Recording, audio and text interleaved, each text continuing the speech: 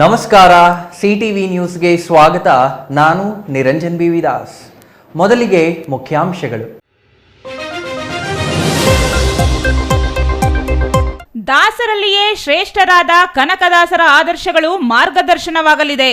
ಉನ್ನತ ಸಚಿವ ಎಂಸಿ ಸುಧಾಕರ್.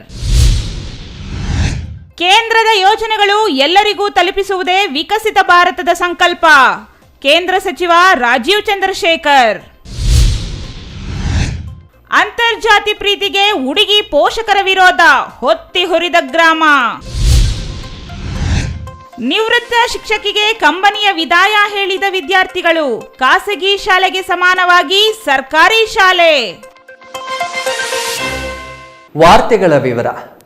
ದಾಸರಲ್ಲಿ ಶ್ರೇಷ್ಠ ದಾಸರೆಂದರೆ ಕನಕದಾಸರು.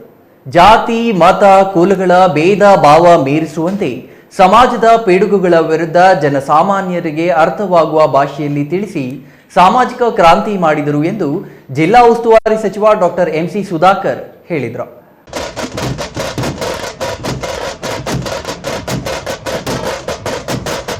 ನಗರದ ಗುರುರಾಜ ಕಲ್ಯಾಣ ಮಂಟಪದಲ್ಲಿ ಆಯೋಜಿಸಿದ್ದ ದಾಸಶ್ರೇಷ್ಠ ಕನಕದಾಸ ಜಯಂತಿ ಉದ್ಘಾಟಿಸಿ ಸಚಿವರು ಮಾತನಾಡಿ, ಕನಕದಾಸರು ಕನ್ನಡಿಗರ ಹೆಮ್ಮೆಯ ಸಂತರು. 15-16ನೇ ಶತಮಾನದಲ್ಲಿ ಸಮಾಜದಲ್ಲಿನ ಜಾತಿ ವ್ಯವಸ್ಥೆಯ ಬಗ್ಗೆ ಹೋರಾಡಿದ ಮಹಾನ್ ನಾಯಕ.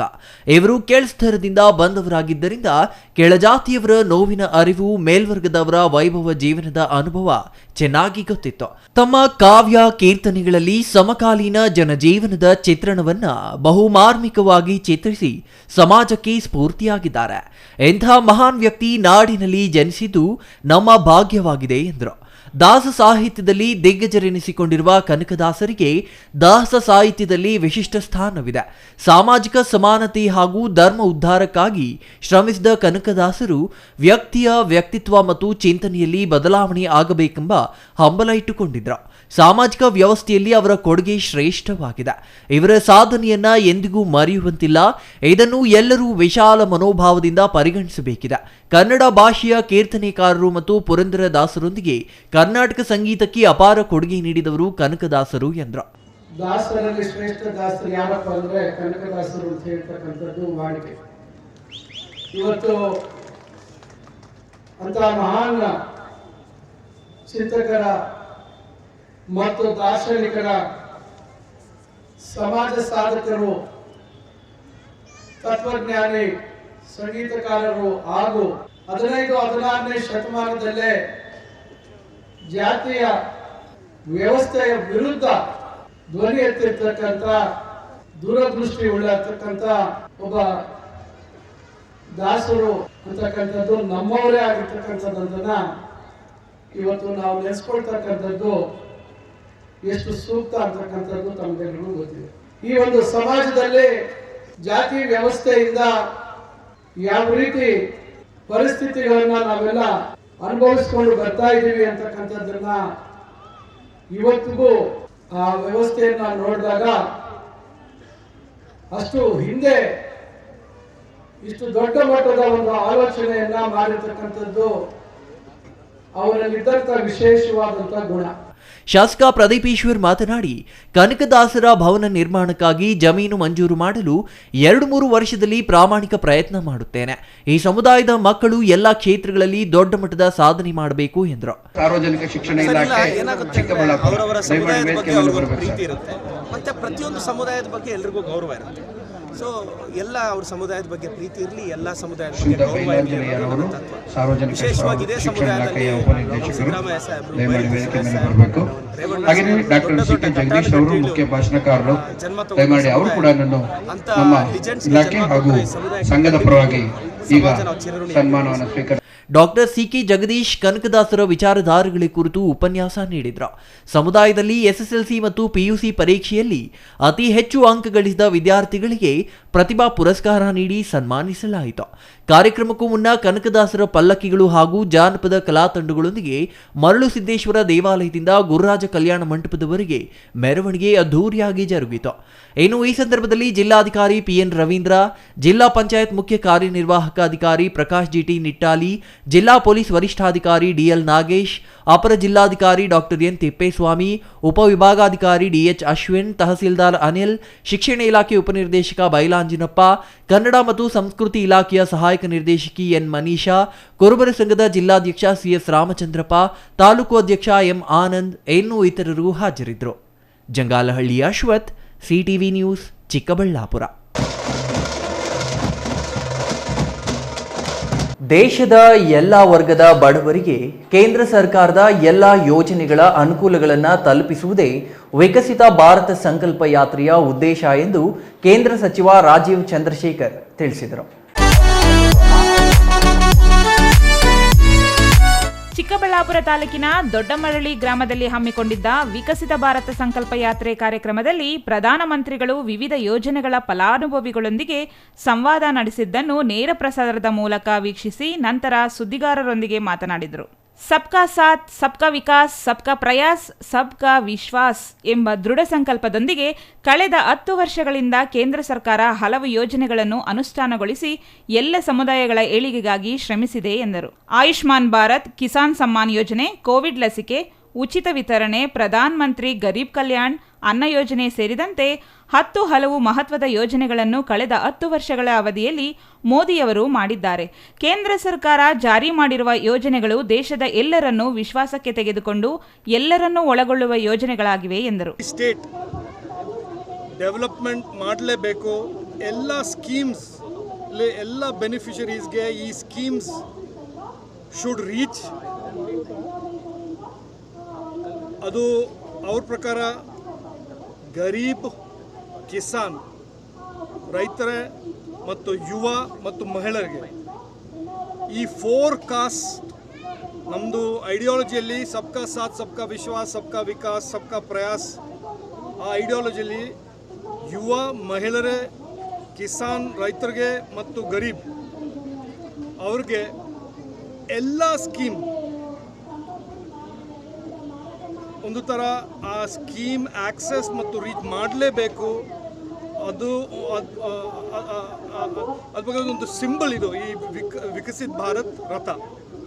ಈ ವಿಕಸಿತ್ ಭಾರತ್ ರಥ ಅದು ಒಂದು ಬೇರೆ ಹೆಸರು ಮೋದಿಜಿ ಗ್ಯಾರಂಟಿ ರಥ. ಈ ಸರ್ಕಾರ ಅವ್ರದ್ದು ಸರ್ಕಾರ ಒಂದೇ ಒಂದು ಮಿಷನ್, ಸಬ್ಕಾ ಸಾಥ್, ಸಬ್ಕಾ ವಿಕಾಸ್, ಸಬ್ಕಾ ಪ್ರಯಾಸ್, ಸಬ್ಕಾ ವಿಶ್ವಾಸ್. ಕಾರ್ಯಕ್ರಮದಲ್ಲಿ ಉಜ್ವಲ ಯೋಜನೆಯ ಫಲಾನುಭವಿಗಳಿಗೆ ಉಚಿತ ಅಡಿಗೆ ಅನಿಲ ಸಂಪರ್ಕ ವಿತರಿಸಲಾಯಿತು. ಕಾರ್ಯಕ್ರಮದಲ್ಲಿ ಐಎಎಸ್ ಅಧಿಕಾರಿ ಅಂಶುಲ್ ಗುಪ್ತಾ, ಕರ್ನಾಟಕ ಬ್ಯಾಂಕರ್ಗಳ ಸಮಿತಿ ಸಂಚಾಲಕ ಭಾಸ್ಕರ್ ಚಕ್ರವರ್ತಿ, ಕೆನರಾ ಬ್ಯಾಂಕ್ನ ಕರ್ನಾಟಕ ವೃತ್ತದ ಮಹಾಪ್ರಬಂಧಕ ಗೋಪಿಕೃಷ್ಣ, ಜಿಲ್ಲಾ ಮಾರ್ಗದರ್ಶಿ ಬ್ಯಾಂಕ್ನ ವ್ಯವಸ್ಥಾಪಕ ಸದಾನಂದ್ ಕಾಳಗಿ ಮತ್ತಿತರರು ಹಾಜರಿದ್ದರು. Jangalahalli Ashwath, CTV news, Chikkaballapura. ಅದು ಹೇಳಿ ಕೇಳಿ ಹಳ್ಳಿ. ಅದೇ ಹಳ್ಳಿಯ ಎದುರು ಬದುರು ಮನೆಯಲ್ಲಿ ಅವರಿಬ್ಬರ ವಾಸ. ಆಗಾಗ ಕಣ್ಸನ್ನೆ ಕೈ ಸನ್ನೆಯಲ್ಲೇ ಮಾತನಾಡಿಕೊಳ್ತಿದ್ದ ಆ ಯುವಕ ಯುವತಿ ಜಾತಿಯ ಎಲ್ಲೆ ಮೀರಿ ಊರಿಂದ ಪರಾರಿಯಾಗಿ ಮದುವೆಯೂ ಆಗಿದ್ದಾರೆ. ಅಂತರ್ಜಾತಿ ಮದುವೆಯಾದ ಪರಿಣಾಮ ಊರಿನಲ್ಲಿ ಆಕ್ರೋಶದ ಬೆಂಕಿ ಹೊತ್ತಿ ಉರಿಯುತ್ತಿದೆ. ಕುಲವನ್ನೇ ಮೀರಿ ಅನ್ಯ ಜಾತಿಯ ಯುವಕನ ಜೊತೆ ಮಗಳು ಸಪ್ತಪದಿ ತುಳಿದಳು ಎಂಬ ಕಾರಣಕ್ಕೆ ಆಕ್ರೋಶಗೊಂಡ ಹುಡುಗಿಯ ಕಡೆಯವರು ಹುಡುಗನ ತಮ್ಮನ ವಾಹನಕ್ಕೆ ಬೆಂಕಿ ಹಚ್ಚಿ ಆಕ್ರೋಶ ಹೊರಹಾಕಿರುವ ಘಟನೆ ಗುಡಿಬಂಡೆ ತಾಲೂಕಿನ ಮೇಲಿನ ಅಪ್ಪಿರೆಡ್ಡಿಹಳ್ಳಿ ಗ್ರಾಮದಲ್ಲಿ ನಡೆದಿದೆ.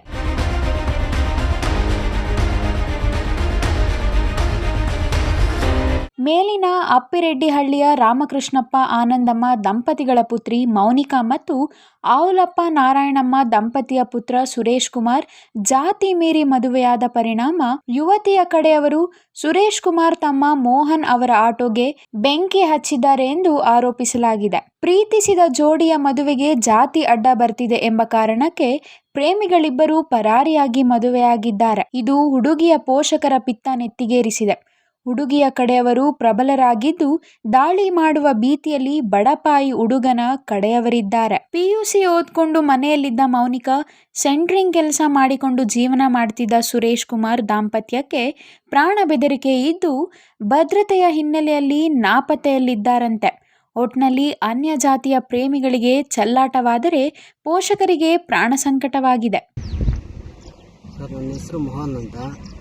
ನಮ್ಮ ಅಣ್ಣ ಯಾರೋ ಹುಡುಗನ ಕರ್ಕೊಂಡು ಹೋಗಿರ್ತಾರೆ. ನನ್ನ ಹೆಸರು ಸುರೇಶ್ ಕುಮಾರ್ ಅಂತ. ಅವರು ಅವ್ರ ಹುಡುಗಿನ ಕರ್ಕೊಂಡು ಹೋಗಿದ್ದಕ್ಕೆ ಇವರು ಏನೇನೋ ಇದು ಮಾಡ್ತಾವ್ರೆ. ಅವ್ರು ಯಾರು ಅಂತ ಗೊತ್ತಿಲ್ಲ. ಮನೆಗೆ ಹೋದ್ರೂ ನೆಮ್ಮದಿಯಲ್ಲಿ, ಎಲ್ಲಿ ಹೋದ್ರೂ ನೆಮ್ಮದಿ ಇಲ್ಲ. ಆರಾಮಾಗಿ ರಾತ್ರಿ ಆಟೋ ಅಲ್ಲಿ ನಿಲ್ಲಿಸಿದ್ರೆ ಅದು ಆಟೋ ಎಲ್ಲ ಸುತ್ತಾಕವ್ರೆ. ನಾವು ಅದರಾಗೆ ಜೀವನ ಮಾಡ್ತಾ ಇದ್ದಿದ್ದು ಆಟೋದಲ್ಲೇ. ಅವರೆಲ್ಲ ಹೋಗಿದ್ದಾರೆ, ಇದಕ್ಕೆ ಇಲ್ಲ ಏನೋ ಮಾಡ್ತಾರೆ. ಅದೆಲ್ಲ ಏನು ಮಾಡಬೇಕು ಅಂತ ಏನೂ ಗೊತ್ತಾಗ. Mohan Kumar, CTV news, Gudibande. ಶಿಕ್ಷಣ ಇಲಾಖೆ ಮತ್ತು ಸರ್ಕಾರ ಏನೇ ಸೌಲಭ್ಯ ಒದಗಿಸಿದರೂ ಶಿಕ್ಷಕರು ಮಕ್ಕಳಿಗೆ ಗುಣಮಟ್ಟದ ಶಿಕ್ಷಣ ನೀಡುವಲ್ಲಿ ಕ್ರಿಯಾಶೀಲರಾದಾಗ ಶಾಲೆಗಳು ಯಶಸ್ವಿಯಾಗುತ್ತವೆ ಎಂದು ಶಿಕ್ಷಣ ಸಂಯೋಜಕ ಗಿರೀಶ್ ಅಭಿಪ್ರಾಯಪಟ್ಟರು.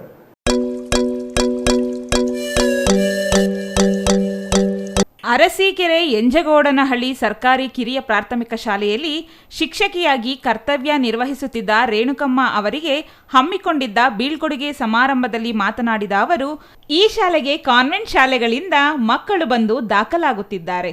ಕನ್ನಡ ಶಾಲೆ ಖಾಸಗಿ ಶಾಲೆಗಳ ಮಕ್ಕಳನ್ನು ಸೆಳೆಯುತ್ತಿದೆ ಎಂದರೆ ಈ ಶಾಲೆಯಲ್ಲಿ ಇರುವ ಹೇಮಲತಾ ಮತ್ತು ರೇಣುಕಮ್ಮ ಅವರ ಕ್ರಿಯಾಶೀಲ ಕರ್ತವ್ಯದಿಂದ ಸಾಧ್ಯವಾಗಿದೆ ಎಂದರು. ಗುಣಾತ್ಮಕ ಶಿಕ್ಷಣವನ್ನ ಮಕ್ಕಳಿಗೆ ನೀಡುವ ಮೂಲಕ ಮಕ್ಕಳ ಭವಿಷ್ಯವನ್ನು ರೂಪಿಸುವಲ್ಲಿ ಶಿಕ್ಷಕರು ಮಹತ್ತರ ಪಾತ್ರ ವಹಿಸಬೇಕಾಗುತ್ತದೆ. ಸಮುದಾಯದ ಹೆಚ್ಚಿನ ಜವಾಬ್ದಾರಿ ಶಿಕ್ಷಕರ ಮೇಲೆ ಇರುತ್ತದೆ ಎಂದರು. ತಾಲೂಕು ದೈಹಿಕ ಶಿಕ್ಷಣ ಪರಿವೀಕ್ಷಕ ಶಿವಶಂಕರ್ ಮಾತನಾಡಿದರು. ತಾಲೂಕು ಪ್ರಾಥಮಿಕ ಶಾಲಾ ಶಿಕ್ಷಕರ ಸಂಘದ ಅಧ್ಯಕ್ಷ ಸದಾನಂದ ಮೂರ್ತಿ ಮಾತನಾಡಿ ಶಿಕ್ಷಕಿ ರೇಣುಕಮ್ಮ ಅವರನ್ನು ಅಭಿನಂದಿಸಿದರು. ಅಭಿನಂದನೆ ಸ್ವೀಕರಿಸಿದ ರೇಣುಕಮ್ಮ ಮಾತನಾಡಿ, ಎಲ್ಲರೂ ತೋರಿದ ಅಭಿಮಾನಕ್ಕೆ ಋಣಿಯಾಗಿದ್ದೇನೆ. ಸೇವಾ ಅವಧಿಯಲ್ಲಿ ಸಹಕಾರ ನೀಡಿದ ಇಲಾಖೆ ಅಧಿಕಾರಿಗಳು ಹಾಗೂ ಶಿಕ್ಷಕರ ಸಮೂಹಕ್ಕೆ ಕೃತಜ್ಞತೆ ಹೇಳಿದರು. Chandru Yadav, CTV news, Arsikere.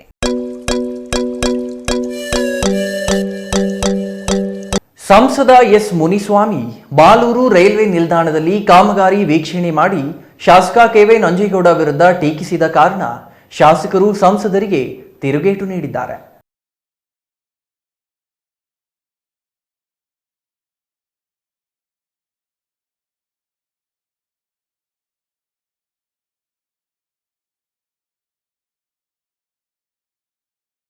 ತಮ್ಮ ಅವಧಿಯಲ್ಲಿ ಮಾಡಲಾಗುತ್ತದೆ ಎಂದು ಸುಳ್ಳು ಮಾಹಿತಿ ನೀಡುತ್ತಿದ್ದಾರೆ.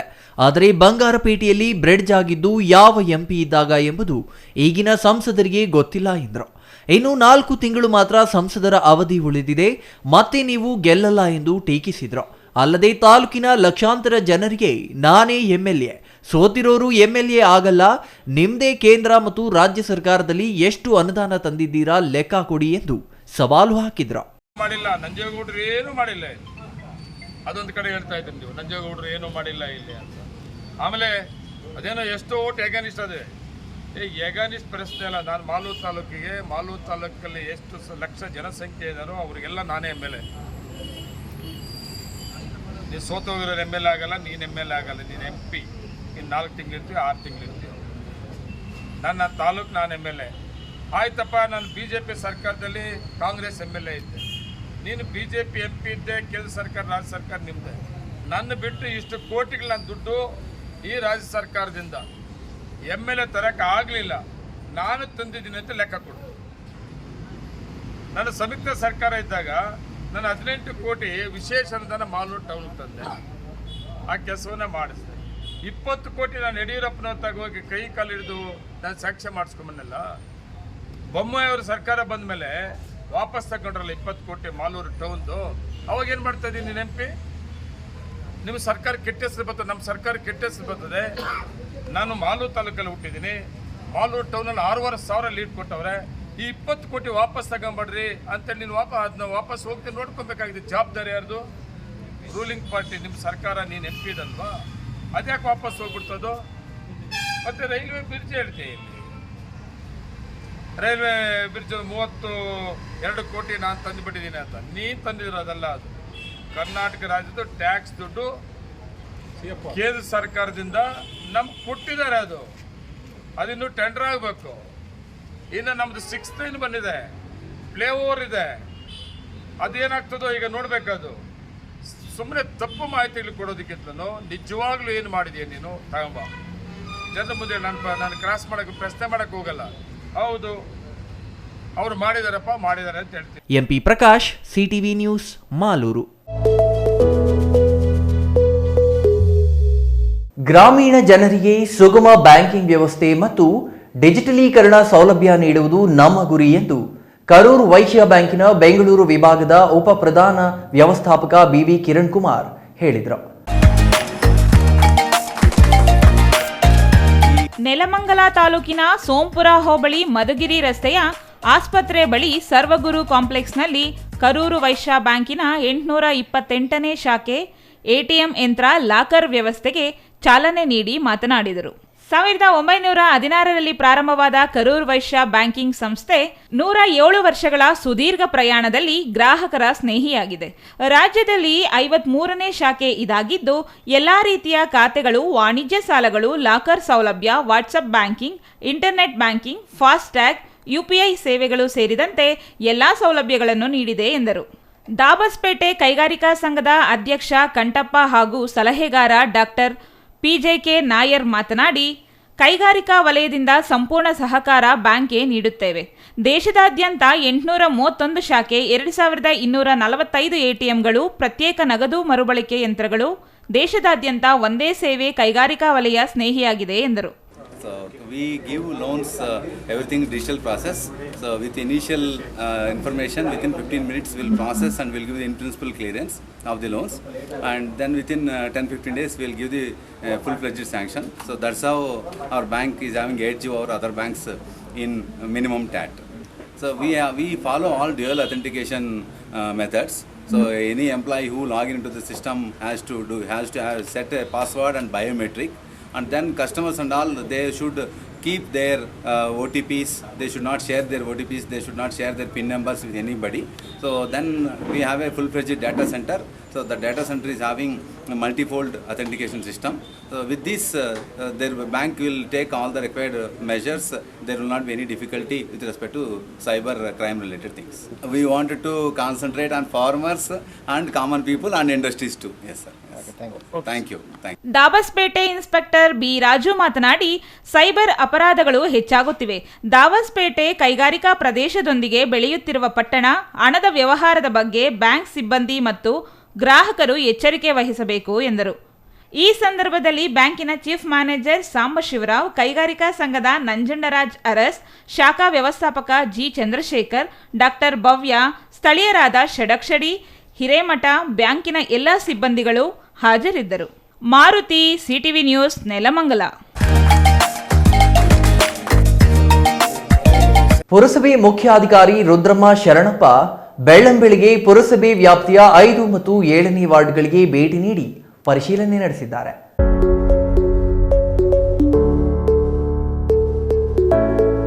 ಕುಡಿಯುವ ನೀರು ಸರಬರಾಜು, ಬೀದಿ ದೀಪಗಳು, ಚರಂಡಿ, ಕಂದಾಯ ವಸೂಲಾತಿ ಸೇರಿದಂತೆ ವಿವಿಧ ಸಮಸ್ಯೆಗಳ ಬಗ್ಗೆ ಸಾರ್ವಜನಿಕರ ಸಮಸ್ಯೆಗಳನ್ನು ಆಲಿಸಿದ ಪುರಸಭೆ ಮುಖ್ಯಾಧಿಕಾರಿ ರುದ್ರಮ್ಮ ಶರಣಪ್ಪ ಕೆಲ ಸಮಸ್ಯೆಗಳನ್ನು ಸ್ಥಳದಲ್ಲೇ ಪರಿಹರಿಸಿದ್ದಾರೆ. ಈ ವೇಳೆ ವಾರ್ಡ್ ನಿವಾಸಿಗಳ ಅಹವಾಲು ಸ್ವೀಕರಿಸಿದ ಅವರು, ಮನೆಗಳಿಗೆ ಸರಿಯಾದ ರಸ್ತೆಗಳಿಲ್ಲದಿರುವುದು, ಮೋರಿ ನೀರು ಹೋಗಲು ವ್ಯವಸ್ಥೆ ಇಲ್ಲದಿರುವುದರ ಬಗ್ಗೆ ತಿಳಿದುಕೊಂಡ ಅವರು, ಇನ್ನೂ ಕೆಲ ವಾರ್ಡ್ಗಳಲ್ಲಿ ಬೀದಿ ದೀಪಗಳು ಹಾಳಾಗಿರುವುದನ್ನು ಕಂಡು ತಕ್ಷಣ ಸ್ಥಳದಲ್ಲಿ ಇದ್ದ ಪರಿಸರ ಅಧಿಕಾರಿಗೆ ವಿಷಯ ತಿಳಿಸಿ ಹೊಸ ಬೀದಿ ದೀಪಗಳನ್ನು ಅಳವಡಿಸುವಂತೆ ಸೂಚನೆ ನೀಡಿದ್ದಾರೆ. 5ನೇ ವಾರ್ಡ್ನಲ್ಲಿ ಸ್ವಚ್ಛತೆಯನ್ನ ಪೌರ ಕಾರ್ಮಿಕರಿಂದ ಮಾಡಿಸಲಾಯಿತು. 7ನೇ ವಾರ್ಡ್ನಲ್ಲಿ ನಿವಾಸಿಗಳಿಂದ ಸಮಸ್ಯೆ ಆಲಿಸಿದ ಅವರು, ಶೀಘ್ರದಲ್ಲೇ ಸಿಬ್ಬಂದಿಯ ಸಭೆ ಕರೆದು ಪಟ್ಟಣದ ಸಮಸ್ಯೆಗಳ ಬಗ್ಗೆ ಚರ್ಚಿಸಿ ಪರಿಹರಿಸುವುದಾಗಿ ತಿಳಿಸಿದರು. ಈ ಸಂದರ್ಭದಲ್ಲಿ ಪುರಸಭೆ ಸಿಬ್ಬಂದಿ ಜಾವೇದ್, ನಟರಾಜ್, ಅಮರನಾರಾಯಣ ಸ್ವಾಮಿ, ಆಲಿ, ಅಯೂಬ್, ರಮಣಪ್ಪ ಇನ್ನೂ ಇತರರು ಹಾಜರಿದ್ದರು. Subbu, CTV news, Bagepalli.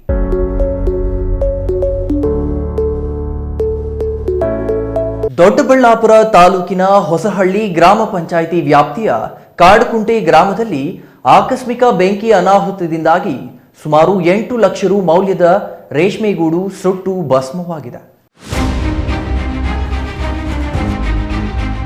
ಕಾಡಕುಂಟೆ ಗ್ರಾಮದ ರೈತ ಸುದರ್ಶನ್ ರೆಡ್ಡಿ ಶಿವಕುಮಾರ್ ಅವರು ತಮ್ಮ ಜಮೀನಿನಲ್ಲಿ ರೇಷ್ಮೆ ಸಾಕಾಣಿಕೆ ಕೇಂದ್ರ ನಿರ್ಮಿಸಿ ಸುಮಾರು 60 ಚಂದ್ರಿಕೆಯಲ್ಲಿ ರೇಷ್ಮೆ ಹುಳುಗಳನ್ನು ಸಾಕಿದ್ದರು.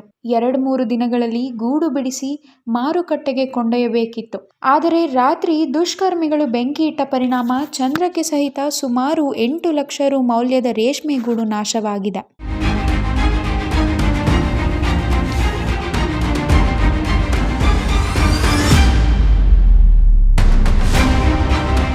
ಹೊಸಹಳ್ಳಿ ಪೊಲೀಸ್ ಠಾಣೆಯಲ್ಲಿ ಪ್ರಕರಣ ದಾಖಲಾಗಿದ್ದು, ಈ ಕುರಿತು ಸ್ಥಳೀಯರಾದ ನರಸಿಂಹಮೂರ್ತಿ ಮಾತನಾಡಿ, ದುಷ್ಕರ್ಮಿಗಳು ಉದ್ದೇಶಪೂರ್ವಕವಾಗಿ ರೇಷ್ಮೆ ಸಾಕಾಣಿಕೆ ಕೇಂದ್ರಕ್ಕೆ ಬೆಂಕಿ ಇಟ್ಟಿದ್ದಾರೆ. ಸಾಲ ಮಾಡಿ ಲಕ್ಷಾಂತರ ರು ಬಂಡವಾಳ ಹಾಕಿದ್ದರೂ ಈ ವಾತಾವರಣದಲ್ಲಿ ರೇಷ್ಮೆ ಸಾಕುವುದೇ ಕಷ್ಟದ ಕೆಲಸ. ಆದರೂ ಜಾಗರೂಕತೆಯಿಂದ ನೋಡಿಕೊಂಡಿದ್ದರೂ ಬೆಂಕಿ ಅನಾಹುತದಿಂದಾಗಿ ಊರಿನಲ್ಲಿ ಉಸಿರು ಕಟ್ಟಿದ ವಾತಾವರಣ ಸೃಷ್ಟಿಯಾಗಿದೆ ಎಂದರು. ಬಡವರು ಏನೋ ಸಾಲ ಮಾಡಿ ಏನೋ ಇದು ಮಾಡಿಕೊಂಡು ಏನೋ 4 ಜನ ಮಧ್ಯೆ ಬದುಕಬೇಕು ಅಂತ ಹೇಳ್ಬಿಟ್ಟು ಏನೋ ಪಾಪ ರೇಷ್ಮೆ ಮೇಯಿಸ್ಕೊಂಡ್ರು. ಅದಕ್ಕೆ ರಾತ್ರಿ ಕಿಡಿಗೇಡಿಗಳು ಯಾರೋ ಬಂದು ಪೆಟ್ರೋಲ್ ಸಿಮೆಂಟನ್ನು ಒಯ್ದುಬಿಟ್ಟು ಬೆಂಕಿ ಇಟ್ಬಿಟ್ಟು ಒಂದು 60 ಚಂದ್ರಂಕಿ ಹೆಚ್ಚು ಕಮ್ಮಿ ಒಂದು 60-70 kg ಒಂದು ಕ್ವಿಂಟಲ್ ಗೂಡು ಆಗ್ಬೋದಾಗಿತ್ತು. ಆದ್ದರಿಂದ ಏನು ಅವ್ರ ಮೇಲೆ ಏನು ದೋಷ ಇತ್ತೋ ಅದು ಗೊತ್ತಿಲ್ಲ.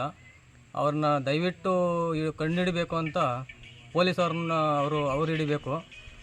ಅವರು ಇದಕ್ಕೆ ತಲೆ ಕೆಡಿಸ್ಕೊಂಡು ಅವರು ಹುಡುಕಿದ್ರೆ ಆದಷ್ಟು ಅವ್ರನ್ನ ಹಿಡ್ಕೊಂಡು ಒಳಗಾಗಬೇಕು ಅಂತ ನಾವು ಕೋರ್ಕೊತಾ ಇದ್ದೀವಿ. ಸರ್ ಇವರು ಪಾಪ 100 ಮಟ್ಟ ಮೇಯಿಸ್ತಾಯಿದ್ರು, ಒಂದು 80 ಚಂದ್ರಕ್ಕೆ ಆಗಿದ್ರು.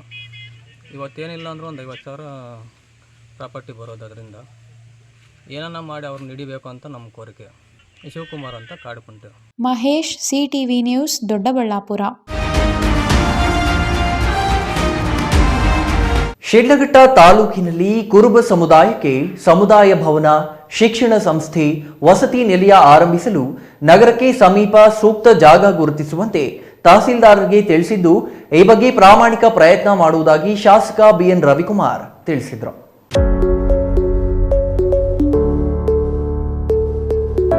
ಶಿಡ್ಲಘಟ್ಟ ತಾಲೂಕು ಕಚೇರಿ ಮುಂಭಾಗದಲ್ಲಿ ಗುರುವಾರ ರಾಷ್ಟ್ರೀಯ ಹಬ್ಬಗಳ ಆಚರಣಾ ಸಮಿತಿಯಿಂದ ಆಚರಿಸಿದ ದಾಸಶ್ರೇಷ್ಠ ಕನಕದಾಸರ ಜಯಂತ್ಯೋತ್ಸವದಲ್ಲಿ ಶಾಸಕ BN ರವಿಕುಮಾರ್ ಮಾತನಾಡಿ, ದಾಸಶ್ರೇಷ್ಠ ಕನಕದಾಸರಂತಹ ಮಹಾನ್ ಆದರ್ಶ ವ್ಯಕ್ತಿಗಳನ್ನು ನೆನೆಯುವ ಮತ್ತು ಅವರ ಜೀವನವನ್ನು ಅರಿಯುವ ಮೂಲಕ ಅವರ ಬದುಕಿನ ಸಂದೇಶವನ್ನು ಅಳವಡಿಸಿಕೊಳ್ಳೋಣ ಎಂದರು. ಕುರುಬ ಸಮುದಾಯದ SSLC, ದ್ವಿತೀಯ PUC ಹಾಗೂ ಪದವಿ ವಿದ್ಯಾರ್ಥಿಗಳಿಗೆ ಪುರಸ್ಕಾರ ಹಾಗೂ ಹಿರಿಯರಿಗೆ ಸನ್ಮಾನ ನಡೆಸಲಾಯಿತು. ಜಯಪ್ರಕಾಶ್ ನಾರಾಯಣ್ ಹಾಗೂ HD ದೇವೇಗೌಡ ಸೇವಾಭಿವೃದ್ಧಿ ಟ್ರಸ್ಟ್ನಿಂದ ವಿದ್ಯಾರ್ಥಿಗಳಿಗೆ ತಲಾ 5,000 ರು ಪ್ರೋತ್ಸಾಹಧನ ನೀಡಲಾಯಿತು. Tahsildar BN Swamy, taluk panchayat EOG Muniraju, DCC bank ಉಪಾಧ್ಯಕ್ಷ A ನಾಗರಾಜ್, ಕುರುಬರ ಸಂಘದ ಅಧ್ಯಕ್ಷ K ಮಂಜುನಾಥ್, ಕಾರ್ಯದರ್ಶಿ M ರಾಮಾಂಜಿ, ಗೌರವಾಧ್ಯಕ್ಷ M ಗಣೇಶಪ್ಪ, ರೈತ ಸಂಘದ ರಾಜ್ಯ ಪ್ರಧಾನ ಕಾರ್ಯದರ್ಶಿ ಭಕ್ತರಹಳ್ಳಿ ಬೈರೇಗೌಡ ಇನ್ನೂ ಇತರರು ಹಾಜರಿದ್ದರು. ಛಾಯಾ ರಮೇಶ್, CTV ನ್ಯೂಸ್, ಶಿಡ್ಲಘಟ್ಟ. ಕನಕದಾಸರು ಸೇರಿದಂತೆ ಮಹನೀಯರ ಮಾರ್ಗದಲ್ಲಿ ಯುವ ಪೀಳಿಗೆಯನ್ನ ಕರೆದೊಯ್ಯುವ ಕೆಲಸ ಪ್ರತಿಯೊಬ್ಬರ ಜವಾಬ್ದಾರಿಯಾಗಿದೆ ಎಂದು ಶಾಸಕ KY ನಂಜೇಗೌಡ ತಿಳಿಸಿದರು.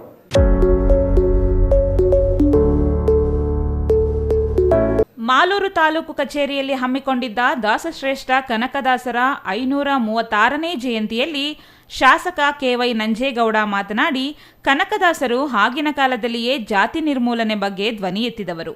ಮಹನೀಯರು ತೋರಿದ ಮಾರ್ಗವನ್ನು ಇಂದಿನ ಯುವ ಪೀಳಿಗೆಗೆ ಅವರು ಹಾಕಿಕೊಟ್ಟ ದಾರಿ, ತತ್ವ ಸಿದ್ಧಾಂತಗಳನ್ನು ತಿಳಿಸಬೇಕು.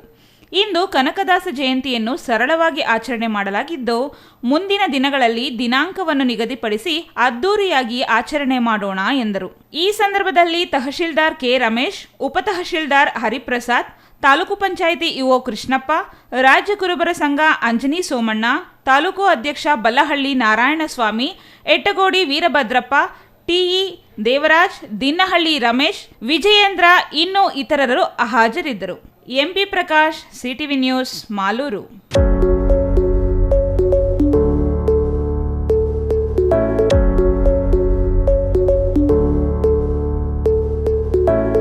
ಚಿಂತಾಮಣಿ ಚಿಂತಾಮಣಿ ತಾಲೂಕು ಪಂಚಾಯಿತಿ ಸಭಾಂಗಣದಲ್ಲಿ ದಾಸಶ್ರೇಷ್ಠ ಕನಕದಾಸರ 536ನೇ ಜಯಂತಿಯಲ್ಲಿ ಕನಕದಾಸರ ಭಾವಚಿತ್ರಕ್ಕೆ ಪುಷ್ಪ ನಮನ ಸಲ್ಲಿಸಿ ಮಾತನಾಡಿದ ಅವರು, ಸಮಾಜದಲ್ಲಿನ ಜಾತಿ ವ್ಯವಸ್ಥೆಯ ನಿರ್ಮೂಲನೆಗಾಗಿ ಮೇಲ್ಜಾತಿಯವರ ಕೆಂಗಣ್ಣಿಗೆ ಗುರಿಯಾಗಿ ಹಾಡುಗಳ ಮೂಲಕ ಬದಲಾವಣೆ ತರಲು ಪ್ರಯತ್ನಿಸಿದವರು ಕನಕದಾಸರು.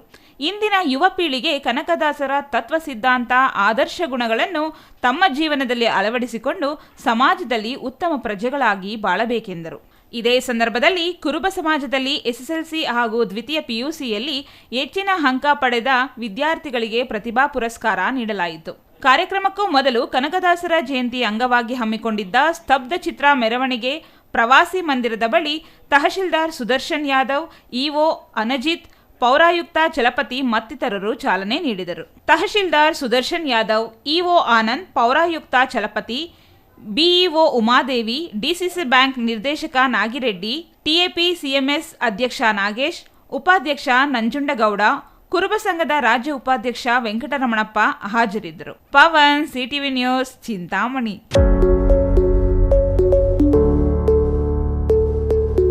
ಇದೀಗ ಸಂಕ್ಷಿಪ್ತ ಸುದ್ದಿಗಳು.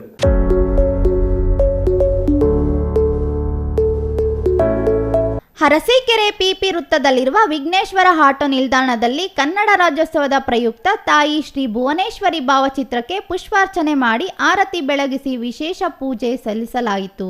ರಾಘವೇಂದ್ರ ಹೋಟೆಲಿನ ಮಾಲೀಕ ಮಂಜುನಾಥ್ ರಾವ್ ಧ್ವಜಾರೋಹಣ ನೆರವೇರಿಸಿ ಮಾತನಾಡಿ, ಕನ್ನಡ ಎಂಬುದು ಪ್ರತಿಯೊಬ್ಬ ಕನ್ನಡಿಗನ ಆಸ್ತಿಯಾಗಿದೆ. ಕನ್ನಡ ಎಂಬ ಪ್ರಪಂಚದಲ್ಲಿಯೇ ಅತ್ಯುತ್ತಮ ಭಾಷೆಯಾಗಿದೆ.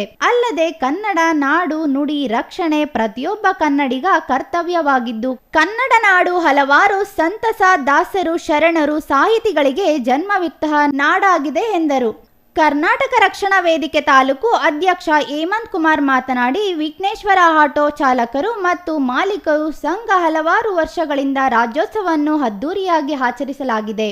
ಜೊತೆಗೆ ಗಣಪತಿ ದೇವಸ್ಥಾನದಲ್ಲಿ ಕಡೆ ಕಾರ್ತಿಕವನ್ನು ವಿಜೃಂಭಣೆಯಿಂದ ಮಾಡಿ ಭಕ್ತಾದಿಗಳಿಗೆ ಪ್ರಸಾದ ವಿನಿಯೋಗ ಮಾಡಿ ಆಟೋ ಚಾಲಕ ಕನ್ನಡ ಬಾವುಟ ಕಟ್ಟಿ ತಾಯಿ ಚಾಮುಂಡೇಶ್ವರಿಯ ಮೆರವಣಿಗೆ ಮಾಡಿ ವಿಶೇಷ ಆಚರಣೆ ಮಾಡುತ್ತಾರೆ. ಈ ಸಂದರ್ಭದಲ್ಲಿ ನಗರಸಭೆ ಸದಸ್ಯ ಶ್ವೇತಾ ರಮೇಶ್ ನಾಯ್ಡು, ಕರವೇ ನಗರ ಅಧ್ಯಕ್ಷ ಕಿರಣ್ ಕುಮಾರ್ ಉದ್ದೇಶಿಸಿ ಮಾತನಾಡಿದರು. ಇನ್ನು ಈ ಸಂದರ್ಭದಲ್ಲಿ ರಮೇಶ್ ನಾಯ್ಡು, ವಿಘ್ನೇಶ್, ಆಟೋ ಚಾಲಕರು ಮತ್ತು ಮಾಲೀಕರು ಸದಸ್ಯರು ಉಪಸ್ಥಿತರಿದ್ದರು.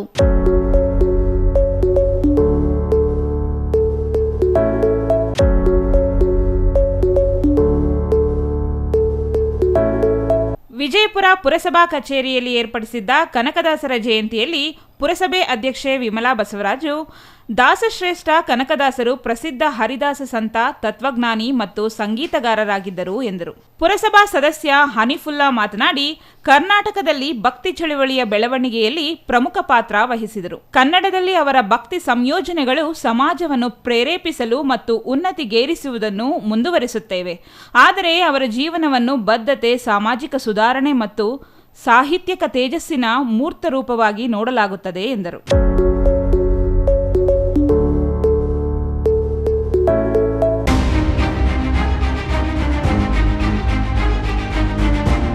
ದೊಡ್ಡಬಳ್ಳಾಪುರ ನಗರಸಭೆ ಮತ್ತು ನಗರ ಠಾಣಾ ಪೊಲೀಸರ ನೇತೃತ್ವದಲ್ಲಿ ರಸ್ತೆ ಬದಿ ಅಂಗಡಿಗಳನ್ನು ಮತ್ತೊಮ್ಮೆ ತೆರವು ಕಾರ್ಯಾಚರಣೆ ಮಾಡಲಾಯಿತು.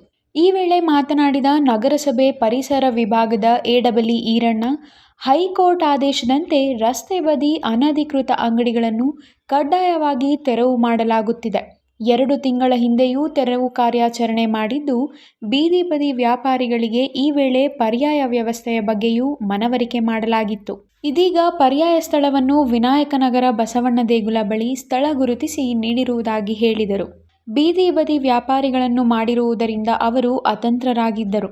ಈ ವೇಳೆ ನಗರದ ಪ್ರಮುಖ 6 ಸ್ಥಳಗಳಲ್ಲಿ ಪರ್ಯಾಯ ಜಾಗ ಗುರುತು ಮಾಡಿ ಸ್ಥಳಾವಕಾಶ ಮಾಡಿಕೊಡುವುದಾಗಿ ನಗರಸಭೆ ಅಧಿಕಾರಿಗಳು ತಿಳಿಸಿದ್ದರು.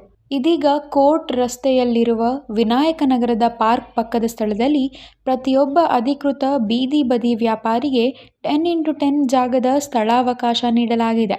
ಅದೇ ರೀತಿ ಬಸವಣ್ಣ ದೇಗುಲದ ಬಳಿಯೂ ವ್ಯಾಪಾರಕ್ಕೆ ಅನುವು ಮಾಡಿಕೊಡಲಾಗಿದೆ. Mahesh, CTV news, Doddaballapura.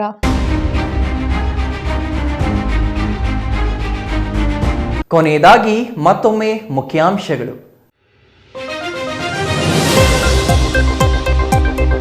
ದಾಸರಲ್ಲಿಯೇ ಶ್ರೇಷ್ಠರಾದ ಕನಕದಾಸರ ಆದರ್ಶಗಳು ಮಾರ್ಗದರ್ಶನವಾಗಲಿದೆ. ಉನ್ನತ ಸಚಿವ ಎಂಸಿ ಸುಧಾಕರ್. ಕೇಂದ್ರದ ಯೋಜನೆಗಳು ಎಲ್ಲರಿಗೂ ತಲುಪಿಸುವುದೇ ವಿಕಸಿತ ಭಾರತದ ಸಂಕಲ್ಪ. ಕೇಂದ್ರ ಸಚಿವ ರಾಜೀವ್ ಚಂದ್ರಶೇಖರ್. ಅಂತರ್ಜಾತಿ ಪ್ರೀತಿಗೆ ಹುಡುಗಿ ಪೋಷಕರ ವಿರೋಧ, ಹೊತ್ತಿ ಹೊರಿದ ಗ್ರಾಮ. ನಿವೃತ್ತ ಶಿಕ್ಷಕಿಗೆ ಕಂಬನಿಯ ವಿದಾಯ ಹೇಳಿದ ವಿದ್ಯಾರ್ಥಿಗಳು, ಖಾಸಗಿ ಶಾಲೆಗೆ ಸಮಾನವಾಗಿ ಸರ್ಕಾರಿ ಶಾಲೆ.